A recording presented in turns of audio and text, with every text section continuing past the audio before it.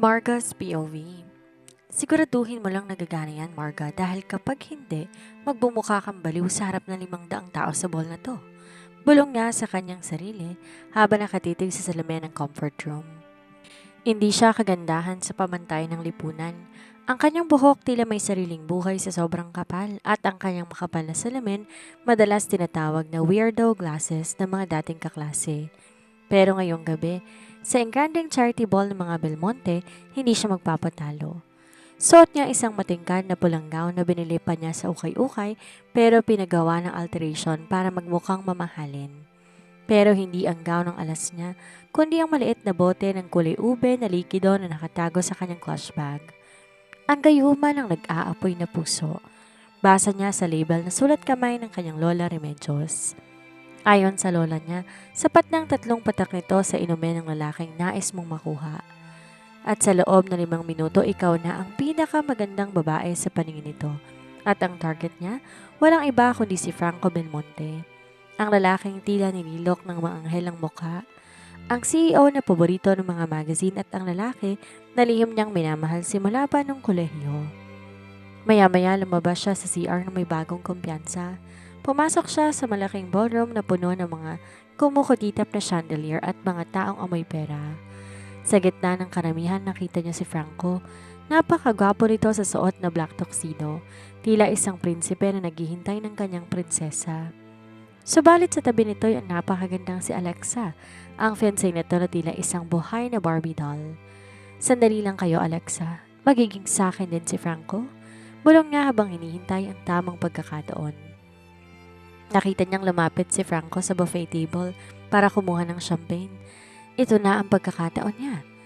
Mabilis siya naglakad at halos madapa pa sa kanyang suot na heels hanggang sa makarating siya sa likod ng hanay ng mga mamahaling alak. Nang tumalikod si Franco para makipag-usap sa isang business associate, mabilis niyang nilabas ang maliit na bote. Nanginginig ang kanyang kamay. 1, 2, 3. Anong ginagawa mo?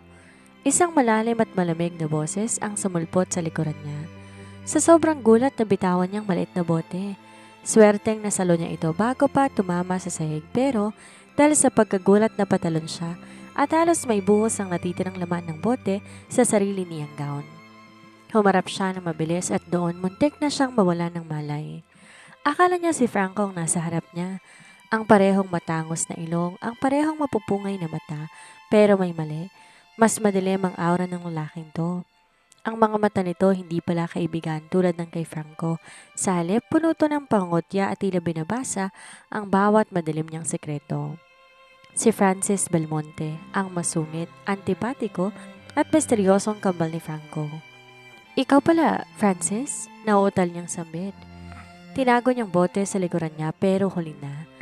Anong binubuhos mo sa baso ni Franco, Miss Weirdo? Tanong nito sabay hakbang papalapit. Wala. Ipinaglilingkod ko lang siya ng drinks. Alam mo na, fangirl? Palusot niya bagaman ramdam niya ang pamumula ng kanyang mukha. Ngumisi si Francis, isang ngising nakakaloko na tila nagsasabing hindi siya naniniwala.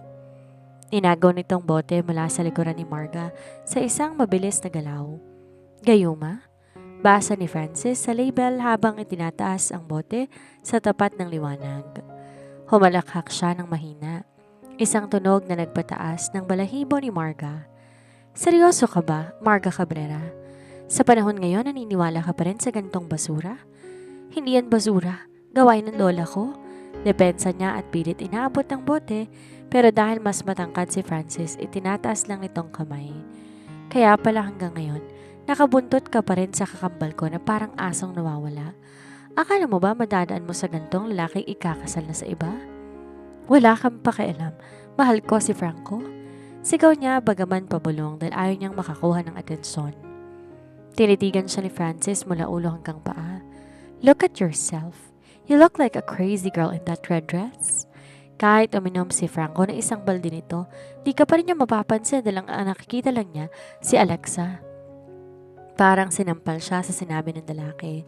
Masakit pero alam niyang totoo.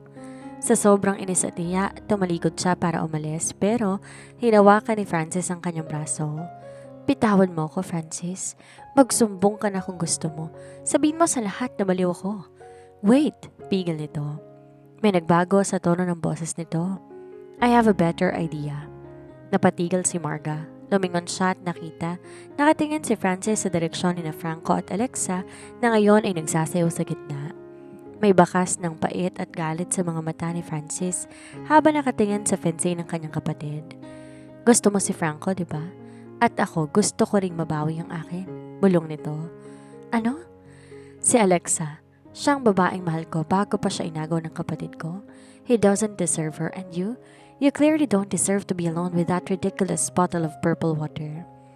Tinignan ni Francis si Marga ng diretso sa mga mata. Tulungan mo kung paghiwalayin sila at tutulungan kita na magustuhan ka ni Franco. No magic needed, just pure strategy. Ano, deal? Kagad siyang natigilan. Isang Belmonte ang nag-aalok sa kanya ng tulong para makuhang pangarap niyang lalaki.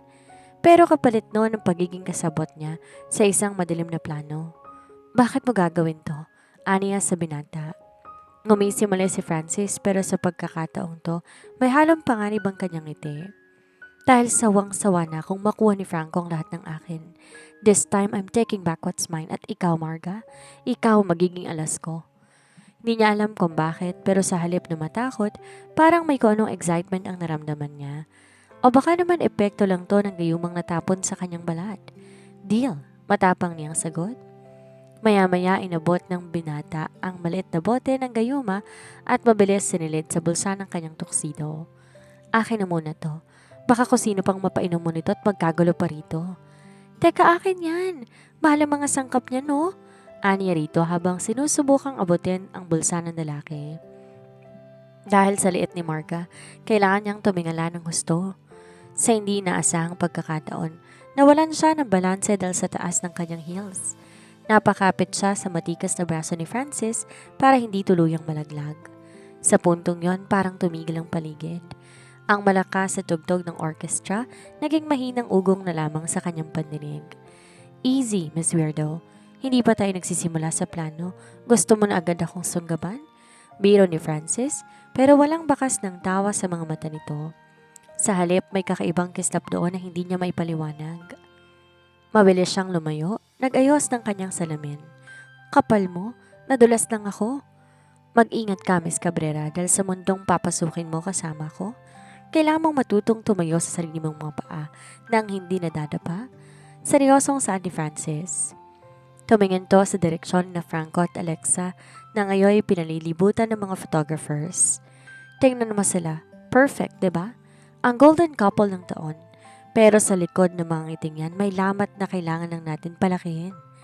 Paano natin gagawin yon? Mukha silang semento sa sobrang dikit? Tanong ni Marga na nakaramdam ng panunuyo ng lalamunan habang pinagmamasta ng pangarap niyang si Franco na nakayakap sa bewang ni Alexa. Simple lang. Gagamitin natin ang pinakamalakas na gayuma sa mundo. Selos. Simula bukas, sisimulan natin ang training mo. Gagawin kitang babaeng hindi lang basta papansin ni Franco, kundi babaeng iilaga ni Alexa. Pero bago pa siya makasagot, isang pamilyar na boses ang tumawag sa kanila. Francis? Marga? Anong ginagawa niyo rito sa dilim? Sabay silang napalingon. Si Franco, kasama nito si Alexa na nakakapit sa braso nito. Ang gwapo ni Franco ay tila nagniningning sa ilalim ng chandelier, habang si Alexa naman nakatingin sa kanya na may halong pagtataka at bagyang pandidiri. Oh Marga, ikaw pala yan. I didn't recognize you in that interesting dress. Alang dalaga na halatang ng ookray. Naramdaman niya ang biglang pagliit ng kanyang kumpiyansa. Gusto niyang maglaho na lang na parang bula. Pero bago pa siya makapagsalita, naramdaman niya ang mainit na palad ni Francis na humawak sa kanyang bewang. Marahan siyang hinigit nito papalapit sa kanya. Marga and I were just discussing some private matters, Franco. Malamig na sagot nito sa kapatid. Di ko akalain na ganito pala kalalim ang mga ideya ni Marga pagdating sa sining. She's quite fascinating. Halos malaglag ang panga niya sa narinig. Fascinating? Ako? Maging si Franco naggulat. Really? I didn't know you two were close. Marami kang di alam tungkol sa amin, brother. Sagot ni Francis na may kasamang makahulugang tingin kay Alexa. Well, that's good to hear. Marga is a family friend after all. Nakangiting sabi ni Franco pero baka sa mata nito ang pagkalito. Anyway, we have to go. Hinahanap na kami ni Dad para sa toast. See you later, Marga. Nice seeing you. Nang makalayo ang dalawa, mabilis niyang tinanggal ang kamay ni Francis sa kanyang bewang. Ano yun? Bakit mo sinabing fascinating ako? At bakit mo ko hinahawakan? Baka isipin nila may relasyon tayo. Humalakak ang binata na parang nangaasar. Yun nga ang plano. Para mapansin ka ni Franco, kailangan na isipin niya na may makikita ko sa'yo na hindi niya nakikita. He's competitive. Kung anong gusto ko, nagiging gusto niya rin. Napatigil siya. So, ginagamit mo lang ako para mainggit ang kapatid mo? Bukas, 8 a.m. At ginagamit mo rin ako para mapalapit sa kanya. Quit being a drama queen, Marga. This is business. Tinalikuran na siya ni Francis pero lumingon ito. Susunduin kita sa bahay niyo ng 8 a.m. bukas. Magsuot ka ng rubber shoes at itapon mo na yung pulang gown na yan. Mukha kang ketchup na naglalakad. Hoy, ang mahal ito sa ukay-ukay, no? Sigaw niya pero malayo na si Francis. Naiwan lang siyang nakatayo doon. Mag-isa sa gitna ng karamihan. Bakit ganun? Dapat masaya siya dahil gumagana ng plano. Dapat si Franco ang iniisip niya. Pero sa hindi may paliwanag na rason, ang nararamdaman pa rin niya ang init ng kamay ni Francis sa kanyang bewang at ang kakaibang amoy nito na tila ayaw nang umalis sa kanyang sistema. Lola, bulong niya sa hangin. Mukhang mas matindi pa sa gayumang pinasok ko. Sa kabilang banda, eksaktong alas 8 ng umaga nang bumusina isang itim na SUV sa harap ng maliit na bahay ni Marga. Lumabas siyang tila handa sa gera. Suot ang kupas na rubber shoes na butas ng duro ng hinlalaki. Leggings na medyo maluwag sa tuhod at t-shirt na may print na I'm weird, deal with it. Habang nakasandal si Francis sa pinto ng sasakyan, suot ang kanyang designer activewear at shades. Mukha itong model ng isang sports drink, habang si Marga naman mukhang katatakas lang sa isang Zumba class para sa mga senior citizen. Nang makaharap siya sa harap ng kotse, kagad ibinaba ng binata ang shades nito at tinignan siya mula ulo hanggang butas na rubber shoes. Sabi ko magsuot ka ng rubber shoes. Di ko sinabing magsuot ka ng ebidensya mula sa panahon ng Kastila. Is that a hole in your shoe? Ventilation to, no? Para hindi amoy patis ang paa ko. Practicality, Francis? Depensa niya habang sumasakay sa passenger seat. Simulan na natin ang phase 1. The presence. Para mapansin ka ni Franco, kailangan makita ka niya sa mga lugar na madalas niyang puntahan. At dahil mahilig siyang mag-jogging sa park tuwing umaga, doon tayo pupunta. Pagdating sa parke, tila mawawala na siya ng malay sa unang 10 minuto pa lang ng pagtakbo. Francis, andali. Ang baga ko. Naiwan ko yata sa kanto. Hingal na sabi niya habang nakahawak sa isang puno. Tumakbo ka, Marga. Nakikita ko ng sasakyan ni Franco sa parking lot.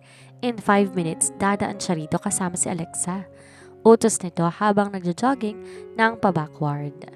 Isang bagay na kinaiinisan niya dahil mukhang di man lang pinagpapawisan. Anong gagawin ko kapag nakita niya ako? Magpapanggap akong nawala ng malay para i-CPR niya ako? Huwag kang asyomera, Miss Cabrera. Hindi ka niya isi-CPR. Itatawag ka lang niya ng ambulance. Ang gagawin mo, dadaan ka sa harap niya para may poise. Look athletic, not pathetic. Pero tila mapaglaro ang tadhana. Sa layong 5 metro, nakita na nila si Franco at Alexa na naka-couple outfits pa habang tumatakbo. Sa sobrang taranta niya, sinubukan niyang ayusin ang kanyang buhok habang tumatakbo. Pero dahil sa butas niyang sapatos, sumabit ang kanyang paa sa isang nakausling ugat ng puno. Sa halip dumaan ng may poise, lumipad siya, sumubsob ng direkta sa isang tumpok ng tuyong dahon at sa kasamang palad sa isang putikan sa tabi nito. Marga! Sigaw ni Francis. Sakto naman tumigil sina Franco at Alexa sa harap nila. Francis? Marga? Ano nangyari? Gulat na tanong ni Franco. Oh my God, is she okay? She looks like a mud monster. Maarteng sabi ni Alexa habang nagtatago sa likod ng lalaki. Gusto na niyang sumisid sa lupa dahil sa kahihiyan. Literal, nakadikit ang kalahati ng mukha niya sa putik. Pero Bago pa siya makabangon ng mag-isa, naramdaman niya ang dalawang malalakas na kamay na bumuhat sa kanya. Binuhat siya ni Francis na parang isang bagong kasal. Hindi niya alintana na madumihan ang kanyang mamahaling damit. "She's fine, Franco. Masyado lang siyang passionate sa workout niya." Malamig na sabi niya habang nakatitig ng matalim sa kakambal. "Marga, stop acting like a mudcake. I've got you." Sa sobrang hiya, itinago na lang ni Marga ang mukha niya sa dibdib ng binata. "I'm sorry, Francis. Nadumihan kita." Bulong niya habang nasa bisig pa rin ng lalaki. "Shut up. This is part of the plan." Bulong nito pabalik pero ramdam niya ang mabilis sa pagtibok ng puso ng lalaki. "Teka, bakit mabilis ang tibok ng puso nito? Dahil ba sa pagtakbo o dahil sa akin?" Nang madala siya sa loob ng SUV, kumuha lang ito ng wet wipes at walang sabi-sabi na sinimulang punasan ng putik sa kanyang mukha. "Aray, dahan-dahan naman," reklamo niya dito. "Kung hindi ka ba naman lampa, sinisira mong image na pilit kong binubuo para sa'yo." Sermon ni Francis, pero ang kanyang mga mata ay nakatuon sa labi ni Marga na malapit ng mainis. Sandaling nagtama ang kanilang mga paningin. Nawala ang asaran, nawala ang ingay ng paligid. Ang tanging narinig ni Marga ay ang sarili niyang hininga. Bakit mo ba talaga ginagawa to? Para lang ba talaga kay Alexa? Tumitig ang binata sa kanya at sa isang sandali nawala ang antipatikong aura nito. Hinawakan nito ang mukha niya. Nilapit ang kanyang mukha. "Sa tingin mo ba magpapadumi ako ng ganito para lang sa babaeng iniwan ako?" Para kanino?" Anya rito. "Para sa weirdong nanggagayuman ng maling tao." Binitawan siya ni Francis. Mabilis pinaandar ang sasakyan at iniwan siyang tulala. "Wait lang. Sinong maling tao? Sinong tinutukoy niya?" Napahawak siya sa tapat ng kanyang puso. Ba't parang kinalimutan na ng puso niya na si Franco ang dapat kanyang pangarap? Sa kabilang banda, "Francis, hindi ako makahinga. Pakiramdam ko magiging sardinas ako sa loob ng corset na to." Reklamo ni Marga habang pilit na itinutuwid ang kanyang likod. Nasa loob sila ng isang sikat at mamahaling French restaurant. Pagkatapos ng mud incident sa park, dinala siya ng binata sa isang eksklusibong boutique. Ngayon, si Marga, suot ng isang eleganteng red dress na hapit sa kanyang katawan. Tinanggal ang kanyang salamin para sa contact lenses at ang kanyang magulo at makapal na buhok ay naka-estilong messy bun. "Tiisin mo, Marga." Sabi nga nila, beauty is pain. Bored na sagot nito habang humihigop ng wine. "Pero bakit dito tayo kakain? Akala ko ba training lang? Bakit kailangan ganito kaganda?" Tanong niya dahil hindi siya mapakali dahil hindi siya sanay na tinitingnan ng mga tao. Lalo na ang titig ni Francis na tila may ibang gustong sabihin. Dahil ito ang favorite restaurant ni Franco at Alexa tuwing Tuesday. "Look!" Ginasuan nitong entrance. Pumasok ang dalawa. Si Franco mukhang pagod pero gapo pa rin, habang si Alexa mukhang rumarampa sa Fashion Week. Agad nahagip ng mga mata ni Franco ang kanilang table.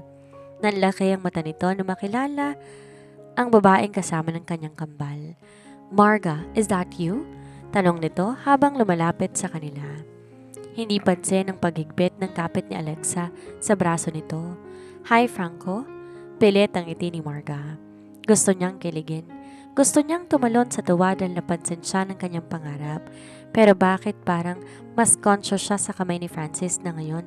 Dahan-dahang umahawak sa ibabaw ng kanyang kamay. "You look different. You look stunning." Komento ni Franco habang ang mga mata ay hindi na nakaalis sa mukha niya. "She's always stunning, Franco. Masyado ka lang busy sa mga bagay na akala mo sa'yo na habang buhay." Makahulugang singit ni Francis. Naging tensyonado ang paligid. Ang titigan ng kambal ay tila naglalabas ng kuryente. Si Alexa naman halatang naiirita. "Well, Marga, I didn't know you had it in you to look presentable. But Francis, really? Are you dating her?" Bago pa siya makapagsalita para depensa ng sarili, si Francis nang sumagot. "Why not, Alexa? Marga is refreshing. She's real. Di tulad ng ibang tao na puro filter at pabalat bunga lang ang ganda." Bawi nito sabay tingin ng diretso sa kanyang ex. Kita niyang nila nito ang braso ng isa. Franco, let's go. I don't want you to ruin my appetite. Nang makalayo ang dalawa sa kabilang table, agad niyang binawi ang kanyang kamay. Francis, sobra naman yun. Nasaktan si Alexa at mukhang naguluhan si Franco. Yun ang gusto nating mangyari, di ba? Ang makuha ang atensyon nila. Malamig na sabi nito bago lumingon sa waiter at nag-order ng pinakamahal na dessert. Kumain ka na lang. Huwag mo silang isipin. Pagkatapos ng hapunan, habang naglalakad sila sa rooftop garden ng restaurant, di na siya nakatiis. Francis, seryoso. Bakit mo ba talaga ako tinutulungan? Di ba pwedeng bawiin mo na lang si Alexa nang di mo ako dinadamay sa ganitong laro? Nasasaktan din ako kapag nakikita ko silang dalawa. Pero mas lalo lang ako naguguluhan kapag ganito tayo. Tumigil sa paglalakad si Francis. Humangin na malakas na nagpapalipad sa ilang hibla ng buhok ni Marga. Marahan tong inayos ni Francis sa likod ng tenga ng dalaga. Naguguluhan ka? Saan? Sa plano o sa nararamdaman mo? Sa lahat, sigaw niya rito. Simula nung makialam ka, hindi ko na alam kung sinong tinitibok ng puso ko. Nung una sigurado ko kay Franco pero ngayon, tuwing kasama kita, tuwing inaasar mo ko, tuwing pinagtatanggol mo ko, ba't parang mas hinahanap-hanap kong presensya mo kaysa sa kanya? Maya-maya, natahimik ang paligid. At tayong mga tunog ng kuligdig lamang ang naririnig. Nilapit ni Francis ang kanyang muka sa mukha ni Marga. Gusto mo bang malaman ang totoo? Bulong nito. Nung nakita kitang naglalagay ng gayuma sa baso ni Franco, hindi ako nagalit dahil sa kapatid ko. Nagalit ako dahil bakit kailangang dumaan sa ganong paraan para lang mapansin ka niya? Dahil weirdo ako, dahil hindi ako maganda. Sagot niya sa binata. Sino nagsabi dyan? Bulyaw ni Francis, sabay hawak sa kanyang balikat. Ikaw lang ang nag-iisip niyan. You are unique, Marga. You have a fire in you na wala si Alexa. Wala si Franco at wala kahit sino sa mga taong nasa loob ng restaurant na yan. Kung ang hinahanap mo, gayuma, Marga, matagal mo na akong nagayuma. Hindi dahil sa bote ng lona mo, kundi dahil sa kung sino ka talaga. Sa isang biglang galaw, hinagkan ni Francis si Marga. Hindi ito tulad ng mga pelikula na mabagal at mahinahon. Ito ay intense, puno ng pangungulila at isang pag-angkin. Nang kumawala sila sa isa't isa, kapwa sila hinihingal. Francis, si Alex ang mahal mo, di ba? Tumingin ang binata sa malayo. I thought so too. Pero sa bawat araw na kasama kita, unti-unti kong nare-realize na ang galit ko kay Franco ay hindi na dahil kay Alexa, kundi dahil natatakot ako na balang araw, mapansin ka rin niya at agawin ka rin niya sa akin. Pero paano ang kakambal mo? Sakto namang bubukas ang pinto ng rooftop. Doon nakatayo si Franco, bakas ang galit at selos sa kanyang mga mata. Nakita nitong lahat. Anong ibig sabihin nito? Franco, let me explain. Gusto niyang tumakbo palapit kay Franco. Ang lalaking matagal niya nang iniyakan sa kanyang diary, pero ang kanyang mga paa tila napako sa tabi ni Francis. Ipaliwanag ang alin, Marga, na habang kinakaibigan mo ko, lihim ka palang nakikipag-date sa kambal ko? Humakbang si Francis paharap. Tila ginagawang kalasag ang sariling katawan para protektahan si Marga. Wala siyang dapat ipaliwanag sa'yo, Franco. You are engaged to Alexa, remember? Anong pakialam mo kung sinong kasama ni Marga? May pakialam ako dahil kaibigan ko siya. At dahil alam kong ginagamit mo siya para gantihan ako. Sigaw nito habang papalapit. Hinawakan ito ang kwelyo ng tuxedo ni Francis. Alam ko ang laro mo, Francis. Gagamitin mo ang kahit na sino para lang saktan ako. Dahil hanggang ngayon di mo pa rin matanggap na pinili ako ni Alexa. Bitawan mo ako. Bulyaw ni Francis na pilit kumakawala. Huwag mong idadamay si Alexa dito at huwag sasabihin kaibigan ng turing mo kay Marga dahil bago ko siya ayusan at dalhin dito, hindi mo man lang siya magawang tingnan ng diretso sa mga mata. Tama na, sigaw ni Marga. Pumagit na siya sa dalawa. Huwag kayong mag-away dahil sa akin. Hindi ako tropeyo na pinag-aagawan ninyo. Napatitig si Franco sa kanya. Sa kauna-unahang pagkakataon, nakita niyang paghanga sa mga mata nito. Isang paghanga na dati pinapangarap lamang niya. Pero bakit ngayon, parang wala na tong talab sa kanya. Marga, please, come with me. I will take you home. Mahinahon pero may otoridad na sabi ni Franco. Inabot nito ang kamay niya. Tumingin siya kay Francis. Nakatingin lamang to sa malayo, hindi to nagsasalita, pero ang higpit ng pagkakahawak nito sa sariling siko ay sapat na para malaman niyang nasasaktan din to. Sa huli, sumama siya kay Franco, hindi dahil yon ang gusto ng puso niya, kundi dahil kailangan niyang lumayo sa nagbabagang titig ni Francis na tila tumutunaw sa kanyang katinoan. Sa loob ng elevator, ang katahimikan nakabibingi. Pinagmasdan niya ang sarili sa refleksyon ng salamin. Maganda siya, oo, pero ang kagandahan to'y gawa ni Francis. Ang bawat kurba ng kanyang damit, ang ayos ng kanyang buhok, maging ang paraan ng kanyang pagtayo, lahat yon tinuro ng lalaking iniwan niya sa rooftop. I'm sorry, you had to deal with my brother, Marga. Basag nito sa katahimikan. Francis has a way of manipulating people.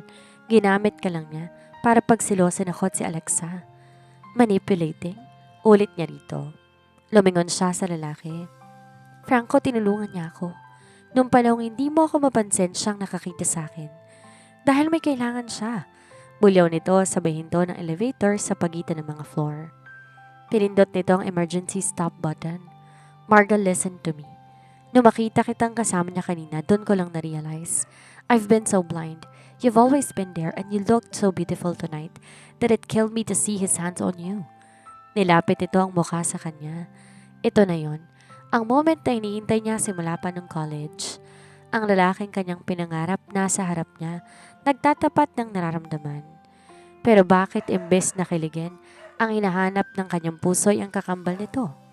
Franco, stop! Pigil niya nang tangkain siyang hagkan ng lalaki. Why? Hindi ba't ito ang gusto mo? Alam ng lahat, Marga. Alam ng buong campus no na baliw ka sa akin. Kahit si Francis alam niya kaya kanya ginagamit. Noon yon, Franco. Sigaw niya rito. Noon akala ko sapat ng itsura mo para mahalin kita. Akala ko kailangan ko ng gayuma para mapansin mo ko. Pero alam mo anong ginawa ni Francis? Pinakita niya sa akin na kahit weirdo ko, kahit putas ang sapatos ko, kahit lampa ko may halaga ko. Mabilis niyang pinindot ang open button ng elevator. Mali ka, Franco. Hindi ako ginagamit ni Francis. Ako ang gumamit sa kanya para mapalapit sa'yo pero sa huli, ako ang nagayuma ng sarili kong laro. Pagbaba niya sa lobby, tumakbo siya palabas ng hotel. Habang naglalakad sa gilid ng kalsada, isang pamilyar na itim na SUV ang huminto sa tabi niya. Bumukas ang bintana, bumungad si Francis. Sabi ko sa'yo, huwag kang magsuot ng heels. Kita mo na, mukha kang basang sisiw na hindi makalakad. Asar ng binata, pero ang kanyang boses ay may halong pagkaalala. Di siya sumagot bagkos binuksan niya ang pinto at sumakay. Pagkaupo niya agad siyang binalot ni Francis sa kanyang tuxedo jacket. Bakit di ka sumama kay Franco? I thought he's your Prince Charming. Masyadong perpekto si Franco. Nakakasuka. Gusto ko ng lalaking masungit, antipatiko at mahilig mamerwisyo ng buhay ng iba. Napatigil ang sasakyan sa gitna ng kalsada. Tinitigan ni Francis si Marga. Sigurado ka na ba dyan, Miss Weirdo? Dahil kapag ako ang pinili mo, wala nang balikan.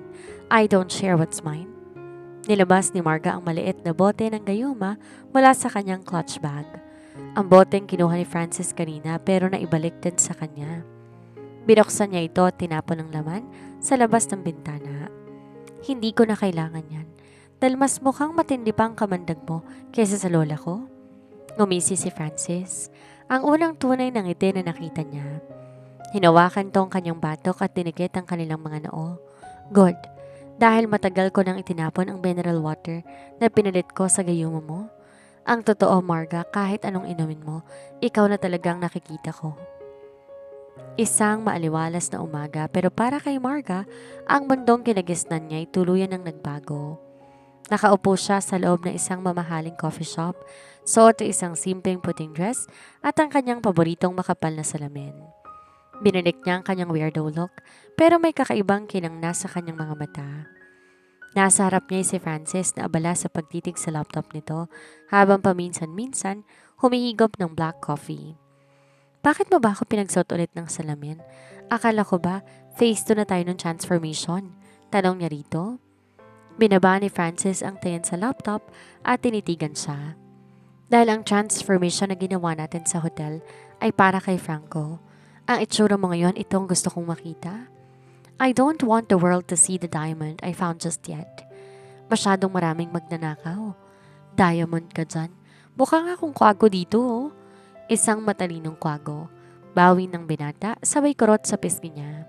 Anyway, kailangan maging handa ka. Franco is not the type to lose. At si Alexa, she is a snake in a designer dress. Ngayong alam na nilang may tayo, asahan mo, gagawa sila ng eksena. Pero wala namang tayo, diba? Contractual lang to. Paninigurado niya. Bagaman ang puso niya ay sumisigaw ng sana totoo na. Di sumagot ang binata, sa halip, kinuha nito ang kanyang kamay at hinagkanto sa harap ng maraming tao.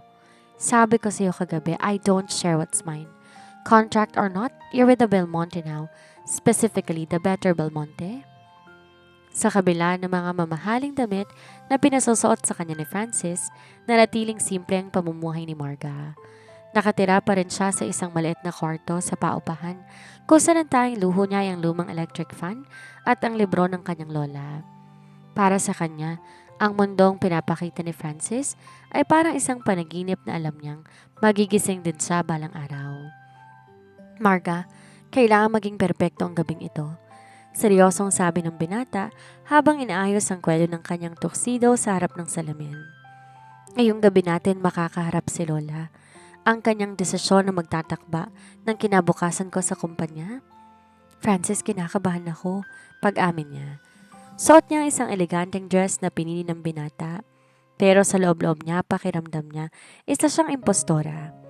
Bakit kailangan nandun ako? Ano bang papel ko sa harap ng lola mo? Humarap si Francis sa kanya. Hinawakan ang kanyang mga balikat. Ikaw ang alas ko, Marga. Just be yourself. Iyon ang kailangan niya. Ang hapunan sa mansyon. Ang mansyon ng mga Belmonte tila isang palasyo. Sa gitna ng mahabang hapagkainan, nakaupo ang matikas at istriktong si Doña Caridad Belmonte. Nandun din si Franco at ang fiancé nitong si Alexa. So, ito palang babaeng nagbabago sa aking apo. Wika ng matanda habang sinusuri siya. Marga, iha, alam mo ba na sa pamilyang to, ang katapatan ng pinakamahalagang yaman? Opo, Doña Caridad. Mahinhin na sagot niya. Ngumiti ang matanda. Francis, natutuwa ako.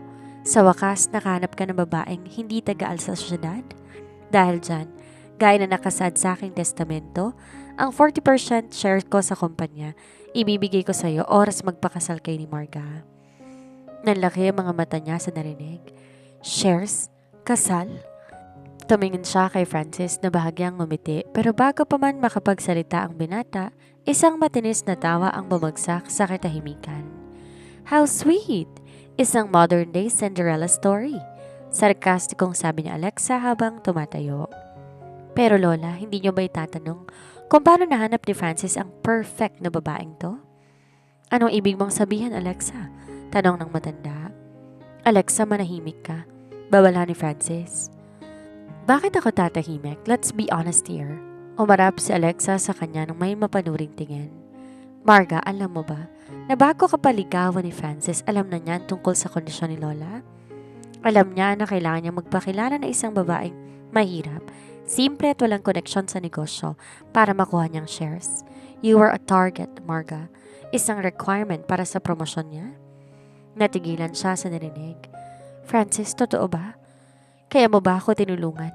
Kaya mo ba ako pinaganda? Dahil kailangan mo lang ng simpleng babae para makuha ang gusto mo sa lola mo? Di nakapagsalita si Francis. Ang katahimikan nito ay sapat na para durugin ang puso niya. Marga, pakinggan mo ko.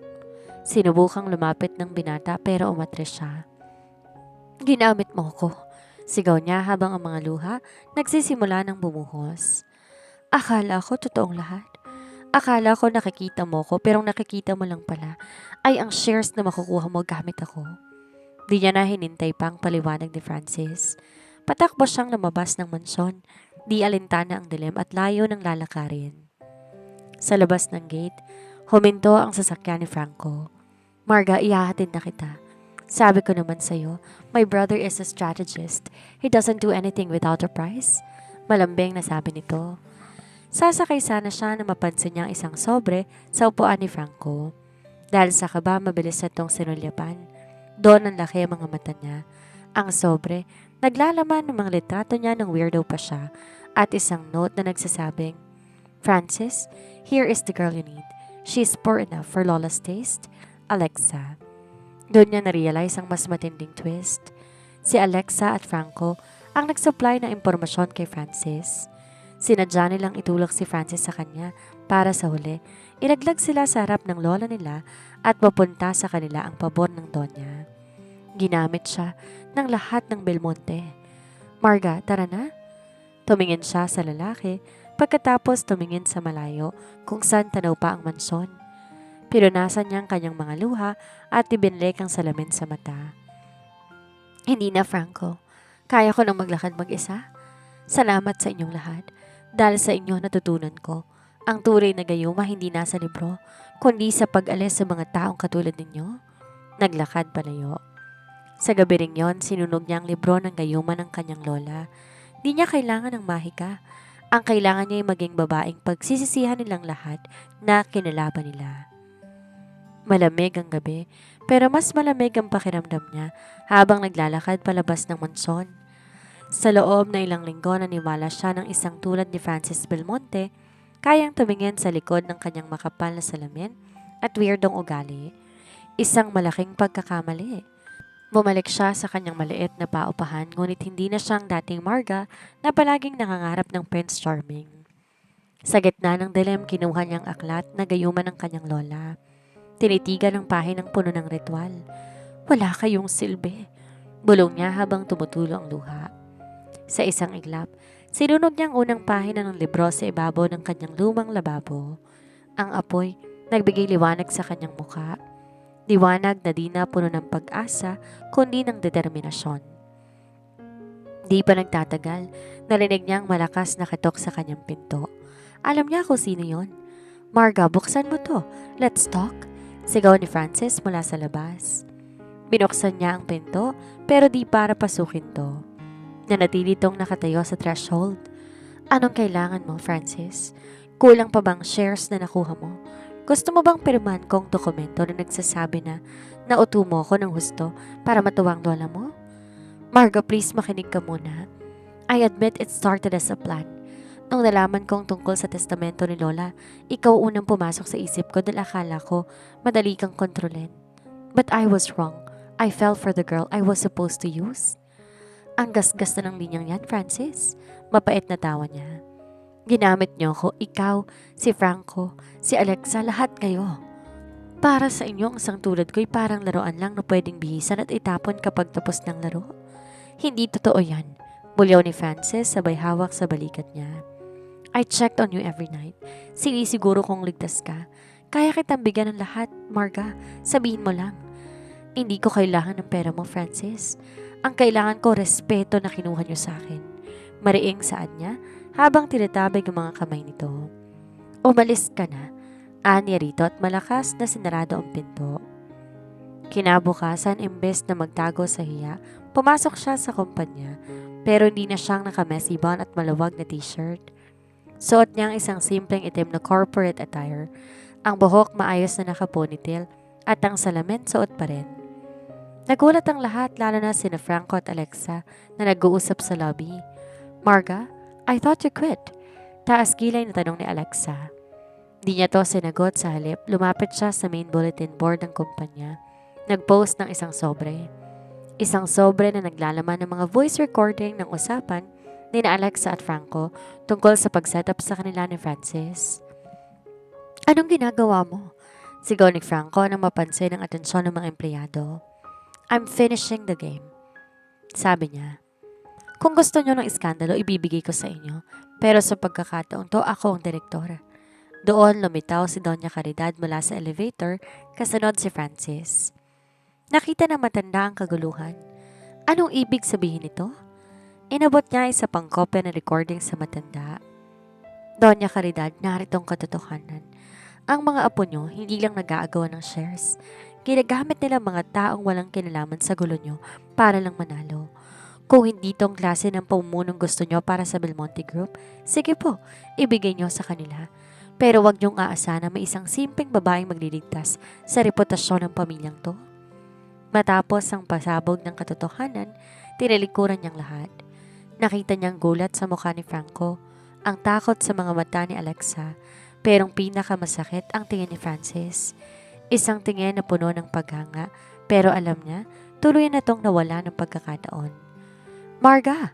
Tawag ni Francis habang naglalakad siya palabas. Huminto siya nang di lumingon. Alam mo, Francis, may isang bagay na totoo sa libro ng lola ko na hindi ko sinasabi sa'yo. Ano yun? Ang pinakamabisang gayuma hindi yung nakasulat sa papel, kundi yung pakiramdam na akala mo mahal ka rin ng taong mahal mo. Yun ang pinakamasakit na gayuma dahil kapag nawala ang bisa, ang naiiwan lamang ay sugat. Aniya bago siya muling naglakad. Iniwan niyang binata na tulala habang nakatitig sa kanya. Sa unang pagkakataon, naramdaman niyang maganda siya, hindi dahil sa damit o sa ayos ng buhok, kundi dahil sa wakas nahanap na niya ang kanyang sariling halaga. Isang buwan ang lumipas. Para kay Marga ang bawat araw ay isang pakikipaglaban para burahin ang amoy ng binata sa kanyang memorya. Nagtatrabaho na siya ngayon sa isang maliit pero sikat na indie fashion house bilang isang creative consultant. Wala na ang kanyang makapal na salamin. Pinalitan na ito ng contact lenses hindi para sa ibang tao, kundi para mas malinaw niyang makita ang sariling landas. Ngunit ang katahimikang pilit niyang binuo ay muling nayanig sa isang gabi habang naglalakad siya pauwi sa kanyang bagong apartment. Isang pamilyar na itim na sasakyan na nakaparada sa tapat ng kanyang gate. Hindi ito ang SUV ni Francis, ito ay ang sports car ni Franco. Marga! Tawag nito habang bumababa ng sasakyan. Mukha itong stressed, magulong buhok at wala ang karinawang aura ng isang perpektong prinsipe. Kailangan natin mag-usap? Wala na tayong dapat pag-usapan, Franco. Nakuha niyo na ang gusto niyo, di ba? Nasira niyo ng plano ni Francis na bulgar na ang lahat. Malamig niyang sagot habang pilit binubuksan ang kanyang gate. Hindi mo naiintindihan. Dahil sa ginawa mong pag-post ng recording nagkagulo sa board of directors, Lola Caridad is furious. Tinanggal niya ako sa posisyon ko. At si Alexa, hiniwalayan na ako dahil wala na akong silbi sa kumpanya. Francis is winning, Marga. Kahit wala ka na, nakuha pa rin niyang loob ni Lola dahil nagmakaawa siya. Sinabi niyang handa siyang bitawan ng shares basta mahanap ka lamang niya. Napatigil siyang bigla. Binitawan ng shares? Ang kumpanyang pinag-alayan ni Francis ng buong buhay nito. Huwag mo siyang paniwalaan, Marga. Isang boses mula sa dilim ang nagpatindig ng balahibo niya. Lumabas si Francis mula sa likod ng isang puno. Franco is lying. Diretsong sabi nito habang lumalapit sa kanilang dalawa. Nandito siya dahil gusto kanyang gamitin para bumalik ang pabor ni Lola sa kanya. He thinks if he brings you back to the mansion, Lola will forgive him. At ikaw, bakit ka naririto? Tanong niya rito. Nandito ako dahil hindi ako makahinga nang wala ang weirdo ng gagayuma sa akin. Seryosong sagot nito at tumakbang papalapit sa akin. I don't care about the shares anymore, Marga. Lola can give it all to Franco for all I care. I realize that 40% of a company is nothing compared to the 100% of my heart that you took when you left. Sinungaling. Sigaw ni Franco sabay lapit para saktan ng kapatid. Tama na, bulyaw niya sa dalawa. Kumuha siya ng isang balde ng tubig na nasa gilid ng kanyang gate at ibinuhos ito sa dalawa. Para kayo mga bata, kala ko ba mga bilyonaryo kayo pero mas malala pa kayo sa mga karakter sa mga nababasa ko eh. Napatigil ang dalawa. Franco, umalis ka na. Hindi akong solusyon sa problema mo sa kumpanya at si Alexa, bagay kayo dahil pareho kayong mahilig sa laro. Aniya ng may otoridad. Maya-maya tumingin siya kay Francis. At ikaw, huwag mong sabihin binitawan mong shares para sa akin dahil kung totoo yan, baliw ka. Hindi mo kailangan pumili sa pagitan ng pangarap mo at ng taong mahal mo kung marunong kang magpakatotoo sa simula pa lang. Marga, I'm trying to be real now. Then prove it. Hamon niya dito. Umalis kayong dalawa sa harap ng bahay ko at huwag niyo akong lalapitan hanggat hindi niyo naaayos ang sarili niyong pamilya nang hindi ako ginagamit na dahilan. Pumasok na siya sa loob at sinarado ang pinto. Pagkapasok niya sa kanyang kwarto, nakita niya ang isang maliit na box sa ibabaw ng kanyang mesa. Wala itong card pero alam niya kung kanino to galing. Sa loob nito ay ang lumang bote ng gayuma ng kanyang lola. Ang boteng akala niya ay nasunog na o naitapon na. May kasama tong maliit na papel na may sulat kamay ni Doña Caridad. Iha, ang gayuma hindi nasa bote. Ito'y nasa katapangan mong talikuran ng yaman para sa iyong dangal. Francis chose you over the shares today. I hope you choose yourself over the games tomorrow. Dizzy. Unti-unti nang tumulo ang kanyang luha. Ang laro ay mas matalim pa sa inaasahan niya. Si Doña Caridad ang tunay na master puppeteer at mukhang lahat sila ay naging bahagi ng isang malaking pagsubok para malaman kung sino ang tunay na karapat-dapat sa pamana, hindi ng kumpanya kundi ng pag-ibig. Lumipas sa mga araw na tila ba isang mahabang panaginip para kay Marga. Pinatunayan niya sa sarili na kaya niyang tumayo nang wala ang mga Belmonte. Ngunit kahit anong pilit niyang magpakabisi sa trabaho, ang mga salita ni Doña Caridad sa sulat ay tila isang echoing voice sa kanyang isipan. Isang gabi, habang nag-aabang ng jeep sa tapat ng isang lumang simbahan, biglang huminto ang pamilyar na itim na SUV. Tahimik lang na bumukas ang pinto. Hindi kita pipilitan, Marga, bungad ni Francis na nasa loob ng sasakyan. Pero gusto ko lang ipakita sa iyong isang bagay. Pagkatapos ito, kung gusto mo pa rin mawala ako sa buhay mo, susunod ako. Dahil sa kuryosidad at sa pintig ng kanyang puso na ayaw tumigil, sumakay siya sa sasakyan. Dinala siya ni Francis sa isang lumang garden sa labas ng Maynila, isang lugar na puno ng mga gumamela at sampagita. Doon, sa gitna ng hardin, ay may isang maliit at lumang bahay kubo. Dito ako lumaki ng bata pa kami, bago kami tuluyang dinala ni Lola sa mansyon, paliwanag ni Francis. Dito ako naging masaya bago naging kompetisyon ng lahat sa pagitan namin ni Franco. Bakit mo ko dinala dito? Tanong niya. Ramdam niyang bigat ng nostalgia sa paligid. Dahil dito hindi ako si Francis Belmonte na CEO. Dito ako lang ang Francis na nakakakita sa isang babaeng nanggagayuma sa akin gamit ang kanyang katapatan. Anito habang tinitingnan siya ng diretsyo. Marga, ang shares, ang kumpanya. Wala nang saysay ang lahat ng yan kung ang tayong taong gusto kong pag-alayan ng tagumpay ko ay di ko man lang mahawakan ng kamay.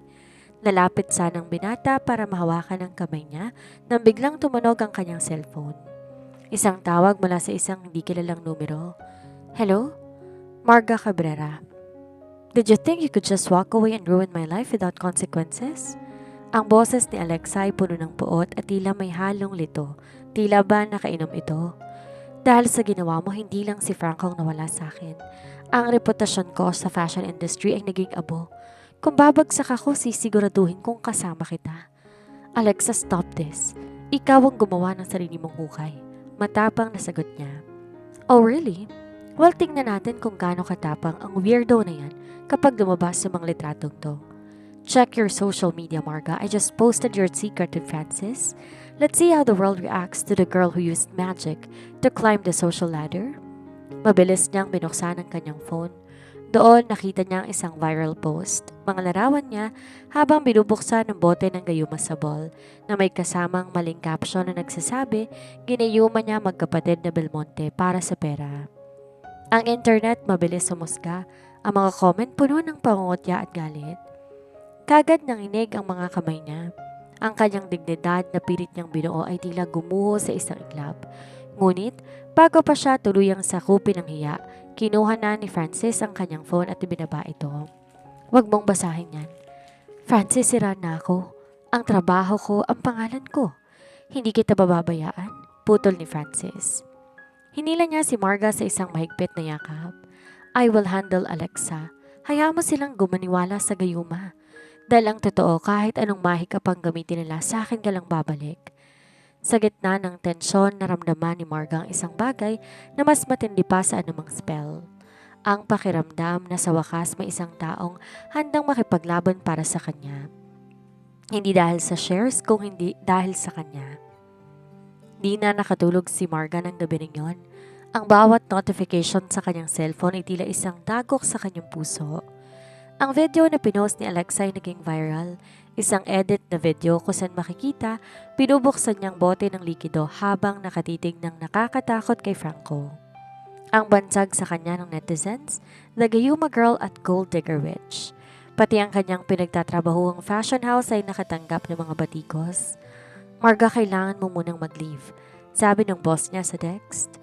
Nasasaktan ang image ng kumpanya dahil sa iskandalong ito. Nasa loob siya ngayon ng kanyang apartment at nakasara ang lahat ng ilaw. Maya-maya narinig niyang malakas na kalabog sa kanyang pinto. Hindi lang isa kundi parang may mga taong nag-aabang sa labas. Marga Cabrera, lumabas ka. Totoo ba ang gayuma? Sigaw na isang vlogger na tila nahanap ng kanyang lokasyon. Nanginginig na siya. Sa puntong ito wala na siyang kakampi. Ngunit sa gitna ng takot bumukas ang pinto. Hindi dahil sinira ito kundi dahil may susi ang taong pumasok. Si Francis. Mabilis tong pumasok at agad na nilak ang pinto. Pack your things, now. Francis, anong ginagawa mo rito? Lalo lang gugulo kapag nakita kanilang pumasok dito. Sigaw niya rito. Wala akong pakialam sa kanila. Mas mahalaga sa akin ang kaligtasan ko. Hinila ni Francis ang maleta niya mula sa ilalim ng kama at sinimulang isilid ang kanyang mga gamit. Inutusan ni Alexa ang mga bayarang trolls at ilang paparazzi na iharas ka. She's desperate, Marga. Akala niya kapag sinira ka niya babalik sa kanyang lahat. Bakit mo ba ako tinutulungan? Sira na rin ang reputasyon mo dahil sa akin? Uminto si Francis sa pag-iempake at hinarap siya. Hinawakan nito ang magkabilang pisngi niya. Dahil ang reputasyon ko ay nabibili ng pera, Marga. Pero ang isang katulad mo, hindi. I will not let them win. Nang matapos sa pag-iimpake, binuhat ni Francis ang maleta at sa tulong ng kanyang mga security guards, mabilis nilang nailabas si Marga sa building, patungo sa isang naghihintay na sasakyan. Pero bago pa sila makaalis, humarang ang sasakyan ni Franco. Bumaba ito habang may hawak na tablet. Francis, stop. You're making it worse. Marga, sumama ka sa akin. May paraan ako para linisin ang pangalan mo. Ano? Ang sabihing biktima ka lang din? Matapang na sagot niya. Hindi, seryosong sabi ni Franco. I have the full CCTV footage. Makikita doon na hindi mo talaga na ipainom ang gayuma at si Francis ang kumuha ng bote. Pero ibibigay ko lang yon kung lalayo ka kay Francis at sasabihin sa press na tayo lang magkasintahan. You are disgusting, Franco. Bulyaw ni Francis mula sa driver's seat. Gagamitin mo pa rin siya para makuhang pabor ni Lola? It's the only way for her to survive this, sigaw ng isa. Tumingin siya sa magkapatid, isang matinding desisyon ang kailangan niyang gawin. Kung sasama siya kay Franco, lilinis ang pangalan niya, pero magiging bilanggo siya ng isang kasinungalingan. Kung mananatili siya kay Francis, haharapin niyang bagyo ng paninira, kasama ng lalaking minsan na siyang ginamit, pero ngayon handang itaya ang lahat para sa kanya. Franco, tawag niya rito. Itago mo na lang yung footage mo dahil pipiliin ko pang tawagin na witch. Kasama ng lalaki to kaysa maging reyna sa pili ng isang tulad mo. Tayo ni Francis. Tumango lang ang binata at mabilis na pinaharurot ang sasakyan. Iniwang nanlilisik ang mga mata ni Franco sa gitna ng kalsada. Dinala ni Francis si Marga sa isang penthouse na hindi pagmamay-ari ng mga Belmonte. Ito ay isang property na binili niya gamit ang sarili niyang ipon. Pagpasok nila, tumambad kay Marga ang isang malaking screen na nagpapakita ng balita. Si Doña Caridad ay nasa live press conference. I am here to clarify that Marga Cabrera is not a gold digger. Anunsyo ng matanda sa harap ng media. Katunayan siyang napili kong maging main consultant para sa aming bagong charity foundation at tungkol sa gayuma na sinasabi ninyo, ang tanging gayumang ginamit niya ay ang kanyang katapatan na kulang sa pamilyang to. Napatulala siya sa narinig. Paano? Bakit niya ginagawa ito? Dahil tinawagan ko siya. Sabi ni Francis habang nakatayo sa likuran niya. I told her everything. Sinabi ko na kung di niya nilinisin ang pangalan mo, tuluyan na akong aalis sa pamilyang to at hindi niya na makikita ang paborito niyang apo. Binitawan mong lahat para sa akin? Tanong niya rito habang ang mga luhay muling pumatak. Hindi ko binitawan ang lahat, Marga. Dahil ikaw ang lahat ko. Sa gitna ng katahimikan ng penthouse, dahan-dahan siyang hinagka ng binata. Isang halik ang nagsilbing selyo ng kanilang bagong simula. Ngunit sa ilalim ng kanilang kasiyahan, isang tawag ang natanggap ni Francis. Sir, si Alexa po dinala sa ospital.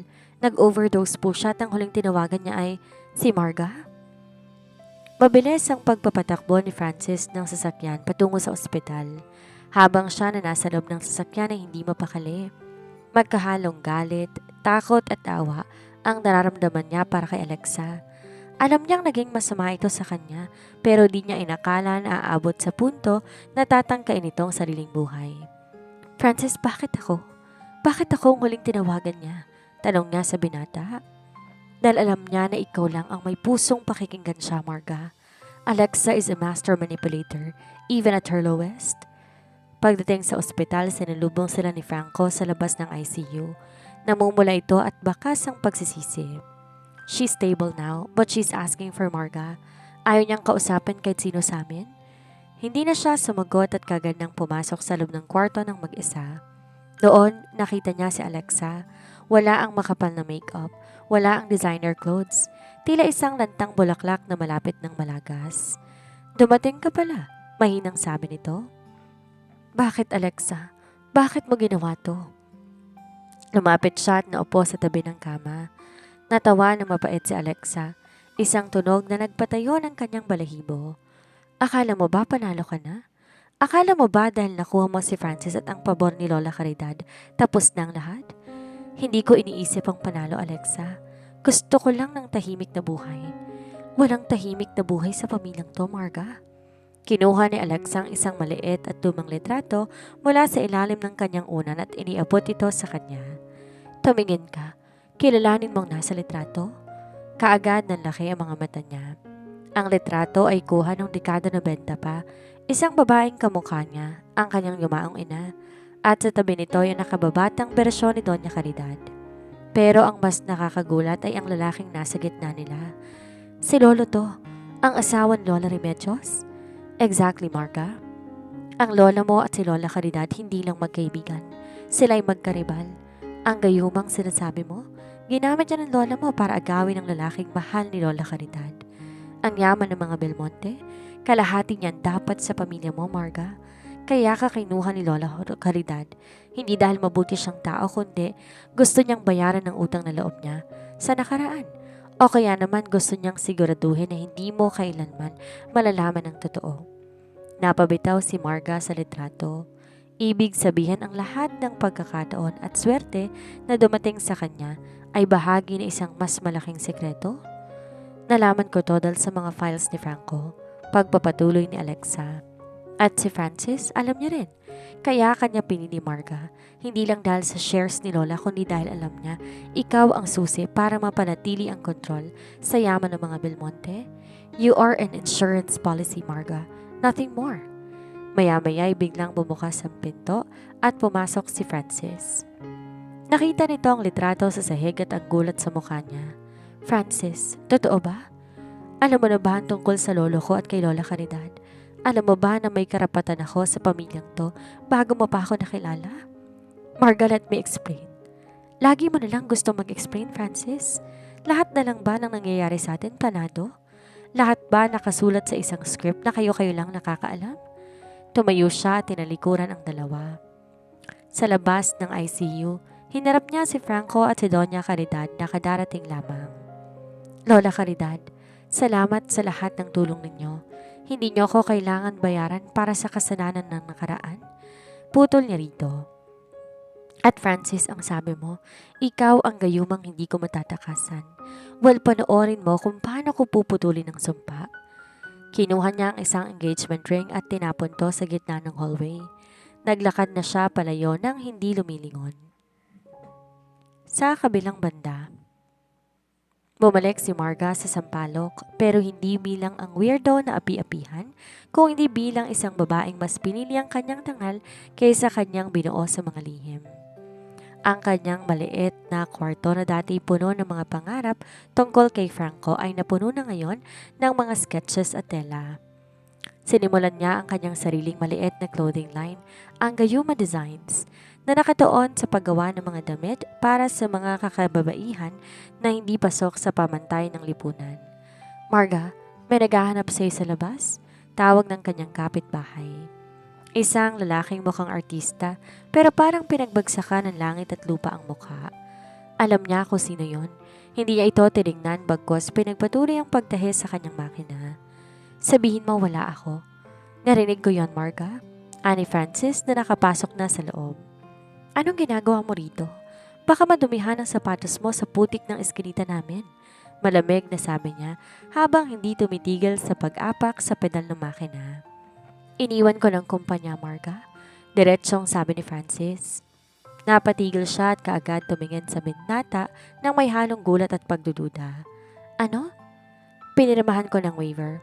Binigay ko na kay Franco ang lahat ng shares na dapat ay sa akin. Pati ang posisyon ko bilang CEO binitawan ko na. Paliwanag ni Francis habang lumalapit. Sinabi ko kay Lola na kung ang yaman na yon ang magiging pader sa pagitan nating dalawa, mas mabuting gibain ko ng pader na yon. Para saan, Francis? Para maniwala na naman ako na mahal mo ko?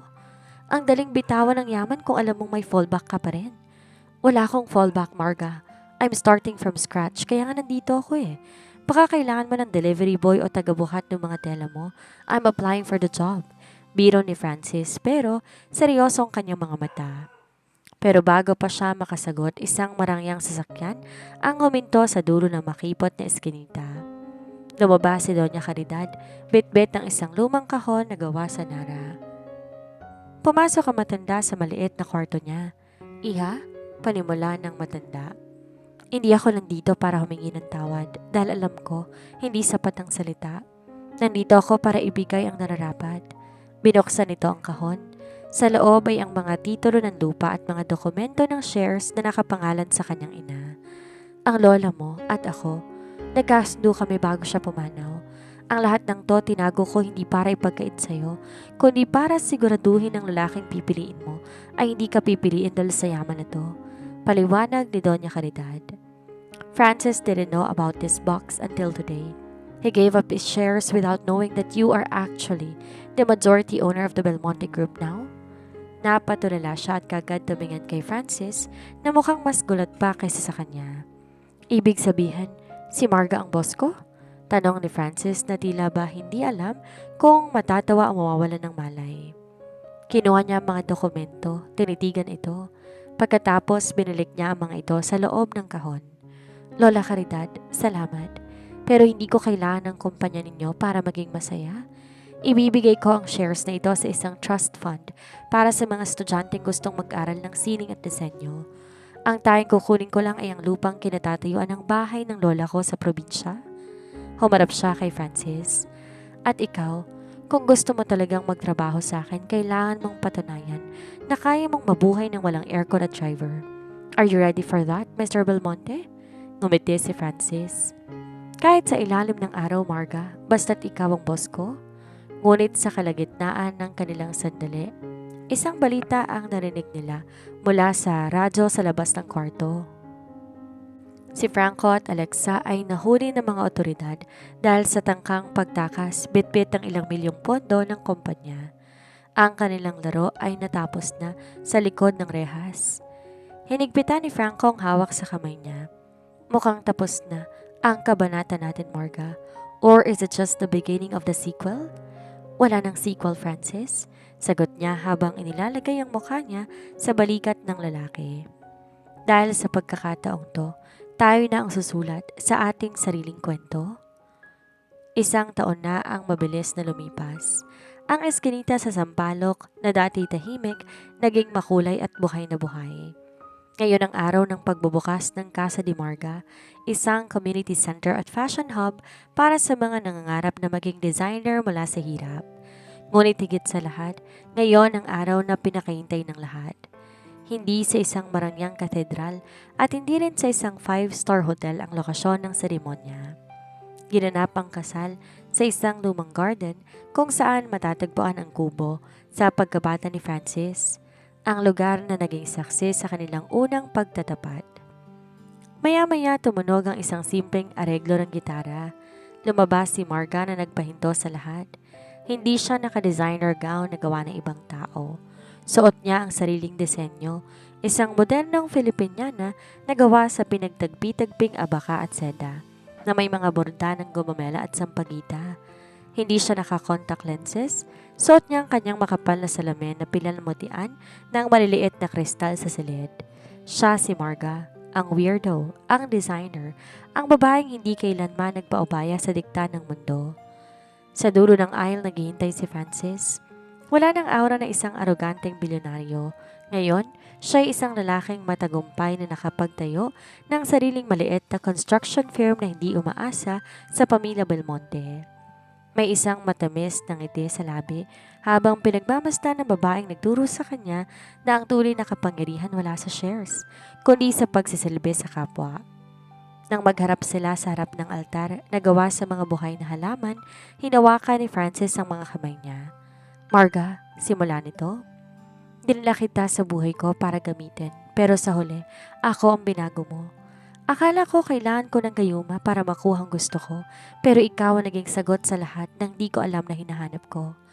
I promise to be your partner, your delivery boy and your greatest fan, for as long as I breathe. Ngumiti si Marga, ang mga mata nagniningning sa likod ng kanyang salamin. Francis, nung una kitang makilala, akala ko, ikaw ang kontrabida sa buhay ko. Pero pinakita mo sa akin na kahit ang pinakamasungit na amo, kayang lumuhod para sa pag-ibig. Di natin kailangan ng mahika dahil ang pagpili natin sa isa't isa araw-araw ang pinakamabisang gayuma sa mundo. Habang sa gilid ng mga panauhin, nakaupo si Doña Caridad. Nakangiti habang pinagmamasdan ng kanyang apo. Sa wakas, ang utang ng nakaraan ay nabayaran na. Hindi ng pera kundi ng isang bagong henerasyon na marunong magmahal ng totoo. Si Franco at Alexa, balita'y nagsisimula na silang magbagong buhay pagkatapos ng kanilang community service, malayo sa karangyaan na minsan ay sumira sa kanilang pagkatao. Matapos ang matamis na hagkan na nagbuklod sa kanila bilang mag-asawa, tinaas ni Marga ang kanyang bouquet. Sa gitna ng tawanan at kantahan, kinuha ni Francis ang maliit at lumang bote ng gayuma mula sa kanyang bulsa. Ang boteng naging simula ng lahat. Itatapon na ba natin to? Kinuha niya to at tinignan ang laman. Wag muna, ipamana natin sa susunod na weirdo na mangangailangan ng konting lakas ng loob. Pero sasabihin natin sa kanyang sekreto? Anong sekreto? Na ang gayuma hindi iniinom, kundi ito ay nararamdaman. Bulong niya bago siya hinagkang muli ni Francis. Aral ng kwento. Ang tunay na kagandahan ay hindi nakikita sa panlabas na anyo o kinang ng yaman, kundi sa katapangang ipakita ang iyong totoong sarili. Ang pag-ibig na binuo sa kasinungalingan ay guguho, ngunit ang pag-ibig na handang magsakripisyo at magpatawad ay ang siyang tunay na mahika na magtatagal habang buhay.